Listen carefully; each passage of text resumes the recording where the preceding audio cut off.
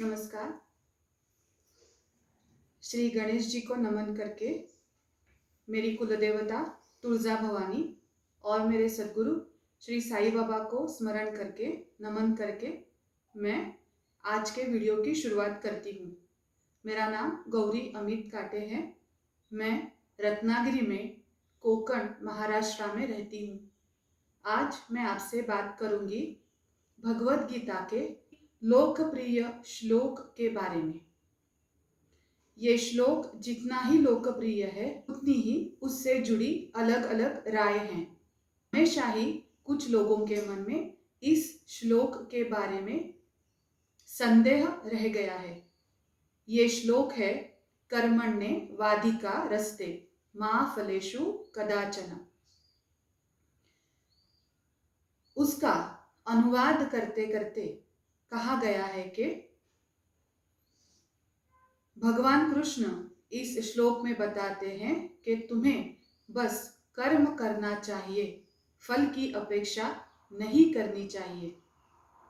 तो कुछ लोग इसका अनुवाद करके बताते हैं कि भगवान कृष्ण कहते हैं कि तुम्हें बस कर्म करना चाहिए, फल की चिंता ना करो, फल की अपेक्षा ना करो। जब हम जैसे सामान्य लोग ये श्लोक और उसका अर्थ सुनते हैं तो हम थोड़े संदेह में पड़ जाते हैं। थोड़ा अचरज हो जाता है कि अरे, भगवान ने ऐसे क्यों कहा है? मैं बस कर्म करूं, फल की चिंता मैं क्यों न करूं? ये तो गलत बात बताई है। कोई ऐसे भी कह सकता है कि मैं नौकरी करता हूँ तो क्या मैं सैलरी ना लूँ, सैलरी की चिंता ना करूँ? मैं पढ़ाई करता हूँ तो क्या मैं अपने एग्जाम की चिंता ना करूँ? यही बात सोच के जो सुनी सुनाई बातें हैं उस पे भरोसा करके हम एक कदम पीछे हट जाते हैं और भगवद गीता जैसे महान फिलॉसफी से, तत्व ज्ञान से हम दूर हो जाते हैं। आज मैं आपको इसी श्लोक के बारे में जो वास्तवता है वो बताऊंगी। सबसे पहले तो हमें ये सुनना चाहिए कि ये श्लोक असल में क्या है। ये श्लोक है कर्मण्ये वा अधिकारस्ते मा फलेषु कदाचन। मा कर्म फल हेतुर्भुर मा ते संगोस्त्व कर्मणि। जो शब्द भगवान ने कहे हैं वही शब्द मैं आपको बता रही हूँ। इसमें मेरी राय कुछ नहीं है। जो सच है वही मैं आपके सामने रख रही हूँ। अभी जो मैंने आपको ब्रेक करके ये श्लोक बताया, इस ब्रेक को संस्कृत में संधि कहते हैं। मतलब किसी बड़े शब्द को रोकना या जोड़ना ताकि उसका सही अर्थ निकला जाए। इस श्लोक में भगवान कृष्ण कहते हैं कि कर्म करने में ही तुम्हारा अधिकार है। कर्म करने का कारण है वो खुद तुम हो ऐसा मत सोचना। इसी से तुम कर्म से और कर्मफल से आसक्ति दूर कर सकते हो। ये बहुत ही बड़ी बात है जो इन्होंने कही है। इसमें 3 भाग हैं। हम फिर से एक एक करके सुनेंगे। पहले वाक्य में भगवान कहते हैं कि कर्म करने में तुम्हारा अधिकार है, लेकिन वो ये नहीं कहते कि कर्म के फल को धारण करने में तुम्हारा अधिकार नहीं है। वो बस इतना ही कहते हैं कि केवल कर्म करने में ही तुम्हारा अधिकार है। दूसरे हिस्से में, दूसरे वाक्य में वो ये कहते हैं कि जिसी इच्छा से तुम जो कर्म कर रहे हो वो पूरी तरह से तुम्हारे ऊपर निर्भर है, उसके कारण तुम ही हो, ये सोचना गलत है, ये जान लो। और तीसरे वाक्य में, तीसरे हिस्से में वो कहते हैं कि ये जानने के बाद फिर तुम्हारी कर्म से और कर्म फल से आसक्ति खत्म हो जाएगी। इसका मतलब भगवान कृष्ण का हेतु है हमारी कर्म से और कर्म फल से आसक्ति को हटाना। क्यों? क्योंकि ये आसक्ति ही हमें बार बार जन्म लेने पे मजबूर करती है। ये जो इच्छा है, ये जो तीव्र इच्छा बोलते हैं, जिसको इंग्लिश में पैशन बोलते हैं, ये आसक्ति ही बार बार जन्म लेने में मजबूर करती है। तो सबसे पहले ये बात जान लेने के बाद दूसरे हमें ये देखना चाहिए कि गीता क्या है, भगवत गीता क्या है। भगवत गीता एक स्पिरिचुअल फिलॉसफी है। भगवत गीता एक तत्व ज्ञान है। ये आध्यात्मिक तत्व ज्ञान हमें सबसे उच्च स्तर पर ले जाता है। धीरे धीरे धीरे धीरे हमारी इस संसार से आसक्ति कम करके हम मोक्ष की ओर चले जाते हैं। मोक्ष मतलब जीवन चक्र से पूर्णतः मुक्ति। आप सब सोच रहे होंगे कि क्या इतनी बड़ी बात इतने पूरे श्लोक में है? नहीं, इस एक श्लोक में इतनी पूरी बात नहीं है, लेकिन पूरी भगवत गीता में ये एक बात है और ये श्लोक भगवत गीता का है। तो भगवत गीता का जो मूल हेतु है, भगवान ने हमें जो भगवत गीता सुनाई, उसका जो मूल हेतु है, वो जान लेने के बाद ही हम इस श्लोक का सही अर्थ निकाल सकते हैं। कर्मण्येवाधिकारस्ते, ये श्लोक की जो हाल ही में समाज में बहुत गलत धारणाएं फैली हुई हैं, उसे हम तभी रोक सकते हैं। चलिए कुछ आसान बातों में सोचते हैं। हम किसी ऑफिस में जाते हैं, हमारा कुछ काम वहाँ पे होता है। वहाँ पे बहुत से सेक्शंस, केबिन्स होते हैं और वहाँ जाने के बाद हमें ये कहा जाता है कि आप अपना काम करने के लिए इस सेक्शन में न जाए, वो सेक्शन में जाए। ठीक है। दूसरा एक उदाहरण मैं आपको दूंगी कि हम कोई फॉर्म लेते हैं और वो फॉर्म फिलअप करते वक्त हम ध्यान देते हैं कि उसके ऊपर या फिर उस फॉर्म के नीचे एक लाइन लगाई हुई होती है और वहां पे लिखा होता है और ऑफिशियल पर्पस ओनली। तो वो नीचे की जो लाइन है वहां पे हमें कुछ नहीं लिखना है, ऊपर की जो जगह पे है वहीं पे हमें हमारी इंफॉर्मेशन फिल करनी होती है। मैं दूसरा और एक उदाहरण दूंगी। हम परीक्षा की तैयारी करते हैं। परीक्षा की तैयारी करने के बाद हम रिजल्ट के बारे में भी सोचते हैं और परेशान हो जाते हैं, और रिजल्ट के बारे में सोचते सोचते हमारा ध्यान भटक जाता है और जितनी पढ़ाई हमें करनी चाहिए वो हम नहीं कर पाते।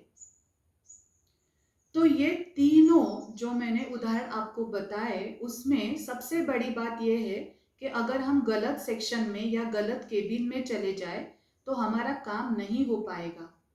अगर किसी फॉर्म पे हमने गलत जगह पे कुछ लिख दिया तो ये फॉर्म रद्द हो जाएगा। और अगर हमने परीक्षा के बारे में सोचते सोचते रिजल्ट के बारे में भी सोचना शुरू कर दिया, या फिर रिजल्ट कार्ड में, रिपोर्ट कार्ड में हमने कुछ लिख दिया, तो पूरा साल बर्बाद हो जाएगा। इसका मतलब यह है कि ये आगे की चीजें करने में हमारा अधिकार नहीं है।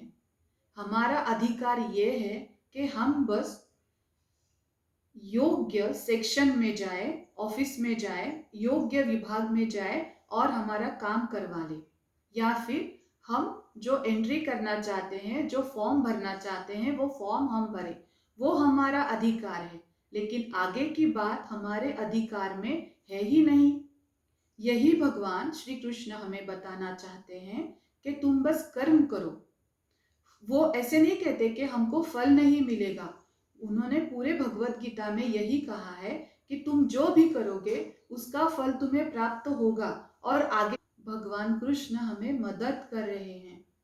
भगवान कृष्ण गीता के जरिए हमें किसी भी चीज को अटकाव नहीं कर रहे हैं, हमें ब्लॉक नहीं कर रहे हैं, हमें रोक नहीं रहे हैं।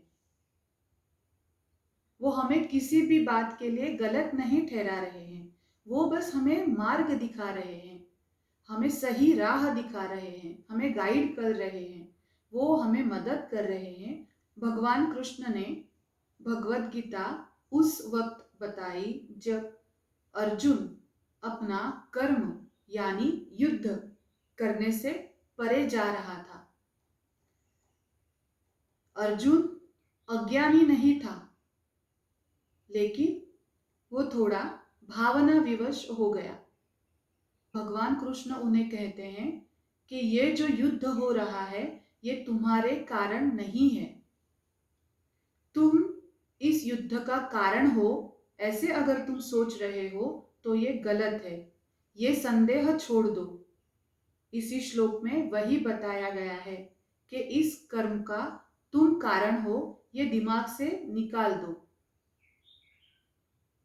इस वजह से तुम अंदर से शांत हो जाओगे और शांतता पूर्वक अपना कार्य करोगे या फिर युद्ध करोगे। कुछ लोग गलती से ये भी बोल देते हैं कि भगवान कृष्ण ने युद्ध के लिए प्रोत्साहित किया, भगवान कृष्ण ने युद्ध के लिए लोगों को उकसाया। ये तो बहुत ही गलत बात है। उन्होंने कभी महाभारत पढ़ी ही नहीं है। भगवान कृष्ण ने युद्ध रोकने की बहुत कोशिश की। भगवान कृष्ण ने दोनों जगह पे जाके कौरवों से मिलके और पितामह भीष्म या फिर बहुत सी वो सब डिटेल में बातें हैं, वहां पे हम नहीं जाएंगे। बहुत कोशिश की कि ये युद्ध वो रोके, लेकिन ये अटल था।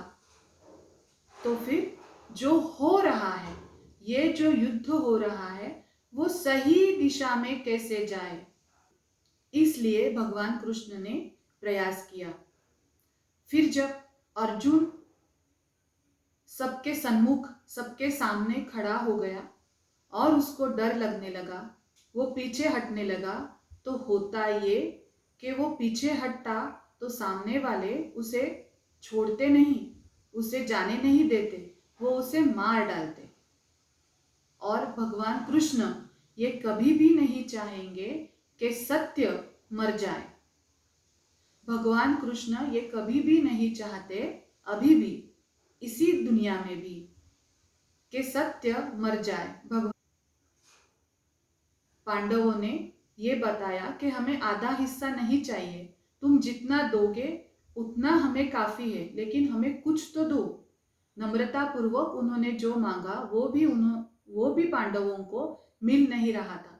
तो उसके लिए भगवान कृष्ण उनके साथ खड़े रहे और जो अटल था युद्ध वो उन्होंने सही दिशा में लाने का प्रयास किया।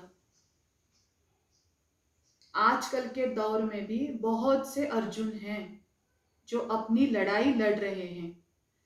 भगवान कृष्ण की बताई गई भगवत गीता सही मायने में एक मार्गदर्शक किताब है, लेकिन हमें ये सोचना चाहिए, हमें ध्यान रखना चाहिए कि ये एक प्रकार की फिलॉसफी है, ये तत्व ज्ञान है।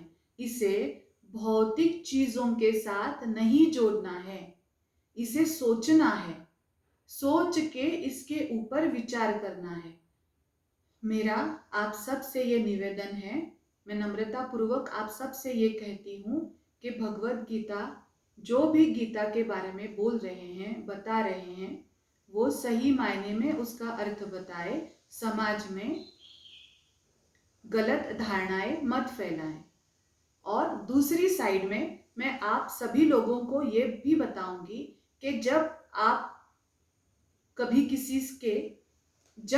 किसी के मुंह से ये वाक्य सुनेंगे या किसी का लिखा पढ़ेंगे या किसी को बताते हुए देखेंगे कि भगवत गीता में ये लिखा है, भगवत गीता में वो लिखा है, और आपके मन में वो सुन के या पढ़ के अगर कोई संदेह आ जाए कि अरे भगवान ने ऐसे कैसे लिखा, अगर आप उस इंसान के बातों के जरिए भगवत गीता के किसी भी विचार के ऊपर सहमत ना हो तो आपको मन में संदेह नहीं पालना है, भगवत गीता से परे नहीं जाना है, भगवान कृष्ण से भी दूर नहीं जाना है, क्योंकि वो आपके लिए फिर थोड़ा कठिन हो जाएगा। आपको जाके खुद भगवत गीता देखनी है, सोचनी है, पढ़नी है। आपको भगवत गीता पढ़नी भी है और सोचनी भी है, क्योंकि ये एक फिलॉसॉफी है, उसको सोचना पड़ता है, उसका जो गर्भितार्थ है वो हमें सोचना चाहिए, तभी हम इसके बारे में ठीक से बताएंगे।